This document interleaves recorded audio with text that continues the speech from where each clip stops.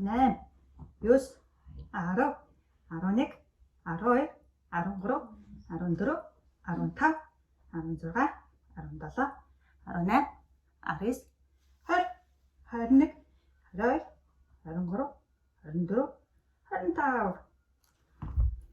Тэгэхээр энэ 5 дасгалаагаа энэ 5 дасгалыг дунд нь 20-40 секунд амраад 5 дасгалаа тавуулангийн хийж дуусчаад дараагийнхаа оролтыг орохоос өмнө 20-40 секунд амраад тэгээд дахиад энэ 5 дасгалаа ээлжилж хийгээд дахиад 20-40 секунд амраад дахиад энэ 5 дасгалаа хийж нэгсэндээ 3 оролттойгоор энэ 5 дасгалыг хийгээд үзээрэй.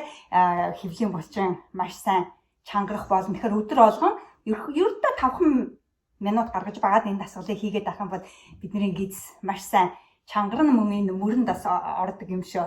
За өдрөө сайхан өнгөрөөрэй. Баяртай.